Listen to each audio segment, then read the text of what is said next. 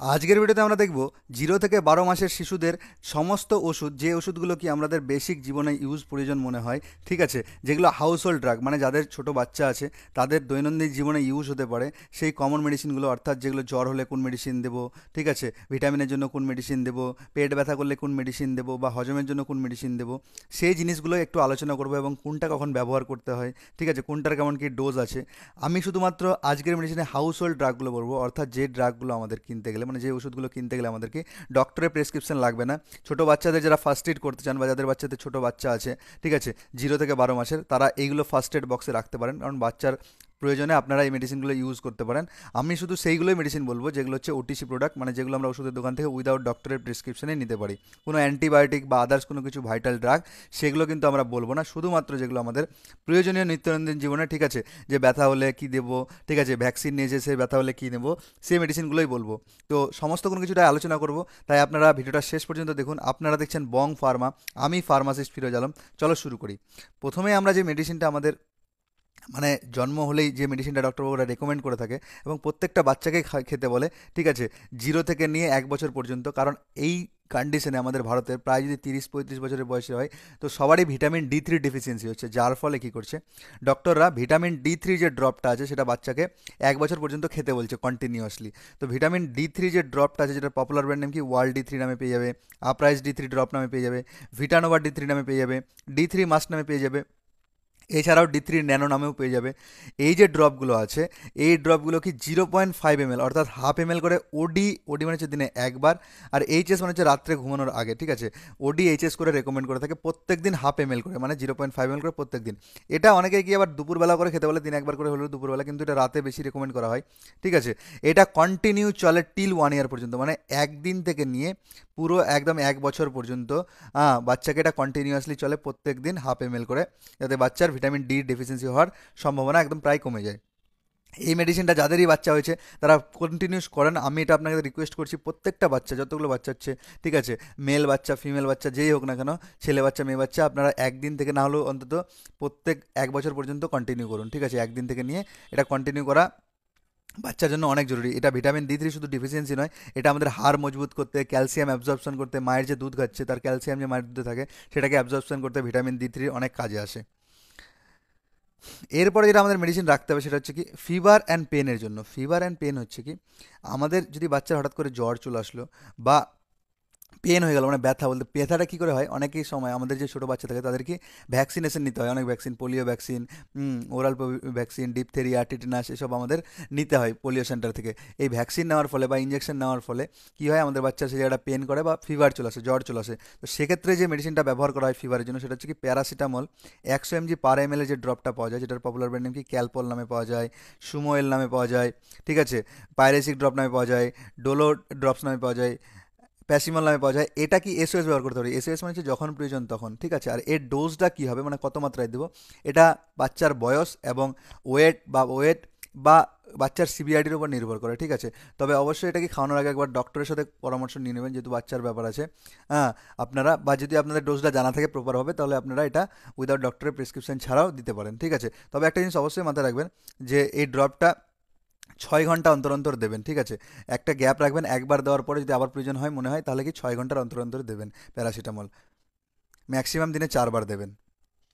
এরপরে যদি রানি নোজ বা ব্লকি নোজ হয়ে যায়, ঠিক আছে, বাচ্চাদের অনেক সময় কী হয়ে যায়, সর্দি হয়ে যায়, নাক বন্ধ হয়ে যায়, শ্বাস নিতে পারে না, এরকম কন্ডিশন হলে এই ক্ষেত্রে যেটা মেডিসিন দেওয়া হয়, রানি নোজ মানে হচ্ছে সর্দি লেগে গেছে, ঠিক আছে, বা নাক বন্ধ হয়ে গেলে, সর্দি হাঁচি হয়ে যাওয়ার ফলে, তো সেক্ষেত্রে একটাই নাসাল ড্রপ চলে, সেটা হচ্ছে কি সোডিয়াম ক্লোরাইড আইপির ফুল হচ্ছে ইন্ডিয়ান ফার্মাকোপিয়ার হিসাবে 0.65% ওয়েট বাই ভলিউমের যে নাসাল স্প্রে বা নাসাল ড্রপ আছে, এটার পপুলার সব থেকে বেশি চলে সেটা হচ্ছে কি ন্যাসো ক্লিয়ার, ঠিক আছে, জাইডাস কোম্পানির ন্যাসো ক্লিয়ার নাসাল স্প্রে বা নাসাল ড্রপ।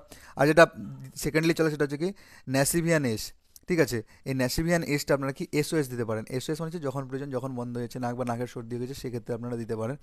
এটা একসময় কি অনেক বাচ্চাদের চোখে লেবুর চলে আসে, ঠিক আছে, লেবুর চলে আসে যখন তখন কি না, তো তখনও কিন্তু এটা রেকমেন্ড করা হয় এই নাসাল ড্রপটা, ঠিক আছে। অ্যালার্জির কারণে যদি চোখে লেবুর চলে আসে সেরকম কন্ডিশনে, মানে ওই চোখে টাইপের কোনাতে একটা জমে যায়, তো সেই জিনিসটা হয়ে গেলে এটা দেওয়া হয়। আর এসওএস মানে যখন প্রয়োজন তখন। তবে একটা জিনিস মাথায় রাখবেন, যদি দুটোই নাকে হয়ে যায় তাহলে একটা নাকে দেওয়ার পরে অন্তত 2 মিনিটের গ্যাপে আবার দ্বিতীয় নাকের ফুটোটাতে দিবেন, একটা নাকের ফুটোতে, ঠিক আছে।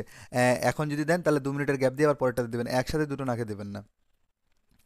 এরপরে যেটা আমাদের প্রয়োজনীয় মেডিসিন, যে আমাদের বাচ্চা হলে রাখতেই হবে, সেটা হচ্ছে কি lactase enzyme drop. Lactase enzyme ড্রপটা কি, যে অনেক বাচ্চা কি হয়, মায়ের দুধ যে খায়, মায়ের দুধটা হজম করতে পারে না, মানে মায়ের দুধটা মুখ দিয়ে আবার তুলে দেয়, যেটাকে আমরা উল্টির মতো দেখে লাগি যে তুলে দেয়, বা হজম করতে পারছে না, সেক্ষেত্রে অসুবিধা দেখাচ্ছে।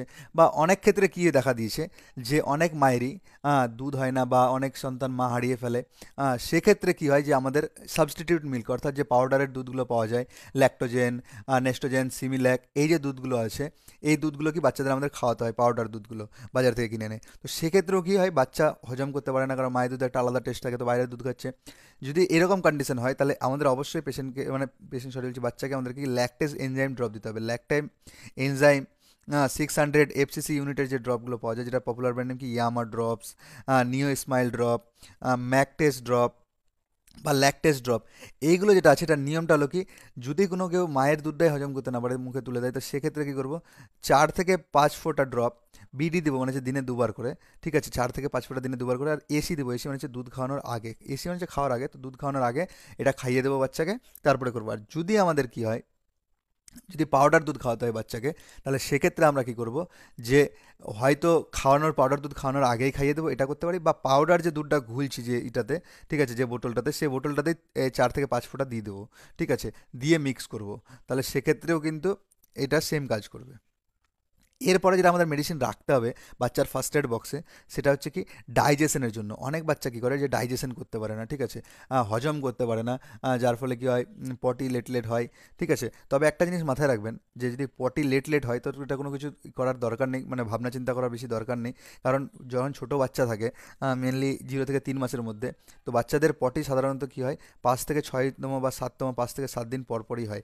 বা যদি দিনে 7 বার করে, তো সেটাও নর্মাল, এবং 7 দিনে 1 বার করে, সেটাও নর্মাল। ঠিক আছে, যদি দিনে 7 বার করছে, সেটাও কিন্তু বাচ্চার ক্ষেত্রে নর্মাল। যদি দিনে 1 বারই করছে, সেটাও কিন্তু বাচ্চার ক্ষেত্রে, 7 দিনে 1 বার করছে, সেটাও কিন্তু নর্মাল। তো ঘাবড়ানোর কিছু নেই, শুধু মাথায় রাখতে হবে যে বাচ্চা পেচ্ছাপ করছে কিনা। পটি নিয়ে মাথা ঘামানোর কোনো কিছু নেই, কারণ যে দুধটা খায়, বাচ্চা সাধারণত মায়ের দুধটাই খায়, তো সেটা তার বডি অ্যাবজর্ব করে নিচ্ছে। তো এমন কোনো কিছু বাচ্চাই না যেটা কি পটির মাধ্যমে বেরোবে। তো ঘাবড়ানোর কোনো কিছু নেই, শুধু দেখবেন। ঠিক আছে, যদি আপনার ওভার হয়ে যায়, 10 দিন 12 দিন হয়ে যাচ্ছে, তাহলে সেক্ষেত্রে ডক্টরের সাথে কনসাল্ট করবেন, নাহলে এমনি 7 দিন নিয়ে কোনো মাথা ব্যথা করার দরকার নেই, 5 থেকে 7 দিন নিয়ে। তো এক্ষেত্রে আমাদেরকে একটা ডাইজেশন এনজাইম দিতে হবে, ডাইজেস্টিভ এনজাইম, ঠিক আছে, হজমের জন্য। সেটা একটাই ওষুধ চলে ডাইজেস্টিভ এনজাইমের সব থেকে ভালো, সেটা হচ্ছে কি নিওপেপটিন ড্রপ। নিওপেপটিন দেখবেন প্রচুর চলে, পিডিয়াট্রিক ডক্টররা প্রচুর রেকমেন্ড করে বাচ্চাদের ক্ষেত্রে, ঠিক আছে। নিওপেপটিন ড্রপ, অথবা এর সাবস্টিটিউট হিসাবে নিওপেপটিন না পেলে অ্যারিস্টোজাইম ড্রপও আপনারা ইউজ করতে পারেন। এটা খাওয়ার নিয়ম কি হচ্ছে, 0.5 ml, ঠিক আছে, 0.5 ml বলতে কি 1/2 ml, ঠিক আছে, 1/2 ml অ্যাবাউট 12 ড্রপস থাকে, ঠিক আছে, 12 ফোঁটা থাকে, ড্রপস মিন 12 ফোঁটা। এটা আমরা ডেলি দিতে পারি। ডেলি কখন দেবো, সিঙ্গেল দিতে পারি, মানে একবার দিতে পারি, বা দুবারও দিতে পারি, 2 ডিভাইডেড ডোজেস, ঠিক আছে, দিনে 2 বার করেও দিতে পারি, হাফ হাফ করে, সেই 1/2 ml দিনে 2 বার করেও দিতে পারি আমরা। এরপরে যেটা আমাদের মেডিসিন লাগবে, সেটা হচ্ছে কি অ্যাসিডিটির জন্য। অনেক বাচ্চারই কি অ্যাসিডিটি হয়ে যায়, ঠিক আছে, ঢেকুর তুলে, তারপরে গিয়ে কি পায়খানা করে দেয়, ঠিক আছে, পায়খানা দুর্গন্ধ করে অ্যাসিডিটি হয়ে গেলে, ঠিক আছে, বা পাতলা পায়খানা হচ্ছে, নর্মাল পায়খানা হচ্ছে না। তো সেক্ষেত্রে আমাদের যে মেডিসিনটা ইউজ করে ডক্টরবাবুরা রেকমেন্ড করে একদম ছোটো বাচ্চাদের, হ্যাঁ, তো সেটা হচ্ছে গ্রাইপ ওয়াটার। এবং গ্রাইপ ওয়াটার আপনারা বিভিন্ন কোম্পানির পেয়ে যাবেন, সব থেকে এটা বেশি চলে সেটা হচ্ছে কি উডওয়ার্ডসের গ্রাইপ ওয়াটার। এই উডওয়ার্ডসের গ্রাইপ ওয়াটার ছাড়াও কি ইন্টাসের গ্রাইপ ওয়াটার পেয়ে যাবে, ডাবর কোম্পানির গ্রাইপ ওয়াটার পেয়ে যাবে, রেন বক্সির কোম্পানির বেবি গ্রাইপ ওয়াটার পেয়ে যাবে। আর এটা খাওয়ার নিয়ম কি হচ্ছে, যদি 0 থেকে 1 মাসের বাচ্চা থাকে, তাহলে কি দেবো আমরা, 2.5 ml করে দেবো, ঠিক আছে, 2.5 ml, মানে 1 টি স্পুন, সেটাকে দিনে 3 বার করে দেবো, ঠিক আছে। তাহলে যদি 1 থেকে 6 মাসের বাচ্চা হয়, তাহলে কি দেবো, 5 ml করে দেবো, দিনে 3 বার করে দেবো, ঠিক আছে। যদি 6 থেকে 1 বছরের বাচ্চা হয়, তাহলে 10 ml করে দেবো, এবং দিনে 3 বার করে দেবো, ঠিক আছে। মানে 0 থেকে 1 মাসের বাচ্চা 5 ml করে 3 বার, 1 থেকে 6 মাসের বাচ্চা 5 ml করে 3 বার, আর যদি 6 থেকে 1 বছরের বাচ্চা থাকে, তাহলে 10 ml করে দিনে 3 বার। এরপর হচ্ছে স্টোমাক পেন। স্টোমাক পেনটা কি, বাচ্চাদের অনেক সময় স্টোমাক পেন হয়ে থাকে, ঠিক আছে, স্টোমাক অ্যাসিডিটির জন্য বা আদার্স কোনো কারণে স্টোমাক পেন হয়ে থাকে। তো বাচ্চা কিছু বুঝে না, এমনিতেই কান্নাকাটি করে, রাত্রে উঠে কান্নাকাটি করেই যাচ্ছে, পাগুলো টেনে পেটের কাছে নিয়ে আসছে। দ্যাটস মিন কি, যে স্টোমাক পেন করছে, আমরা বুঝতে পারি না বাচ্চা কান্নাকাটি করছে, আমরা নিয়ে ঘুরছি, তো বাচ্চা কান্না করেই যাচ্ছে কন্টিনিউয়াসলি, বুঝি না কিছুর জন্য। সেক্ষেত্রে কী করে, স্টোমাক পেনের জন্য দুটো মেডিসিন রেকমেন্ড করা হয়। একটা হচ্ছে কি simethicone plus dill oil plus fennel, এই কম্পোজিশনের একটা মেডিসিন রেকমেন্ড করা হয়, যেটা কি কলিজার ড্রপ নামে আসে, বাকি কলিকয়েড ড্রপস নামে আসে। বা অথবা এটা না পরিবর্তন করে এক্ষেত্রে আরেকটা জিনিস করা হয়, ডাইসাইক্লোমিন 10 mg প্লাস সিমেথিগন 40 mg, ঠিক আছে, এটা রেকমেন্ড করা হয়, যার পপুলার ব্র্যান্ড নেম কি যদি বলি ডিকোলিক বা কলিমেক্স ড্রপ, এই ড্রমে আসে। যে কোনো দুটোর মধ্যে একটা আপনারা রেকমেন্ড করতে পারেন, ঠিক আছে, মানে বাচ্চার প্রয়োজন অনুসারে আপনারা দিতে পারেন। তবে অবশ্যই এই মেডিসিনগুলো একবার কি পিডিয়াট্রিশিয়ানের কনসাল্ট নিয়ে নেবেন যে কতটা পরিমাণ খাওয়াতে হবে না হবে, ঠিক আছে, এটা একটু সিভিয়ারিটির উপরে বা কতদিন খাওয়াতে চলে, এটা পিডিয়াট্রিশিয়ান মানে বাচ্চা ডাক্তাররাই ভালো আপনাকে গাইড করতে পারবে, যদি প্যারেন্টসরা এই ভিডিওটা দেখে থাকেন তো, ঠিক আছে। এরপরে কি ভমিটিংয়ের জন্য যেটা মেডিসিন রেকমেন্ড করা হয় বাচ্চাদের জন্য, সেটা হচ্ছে অনডেনসেট্রন 2 mg/5 ml রেকমেন্ড করা হয়।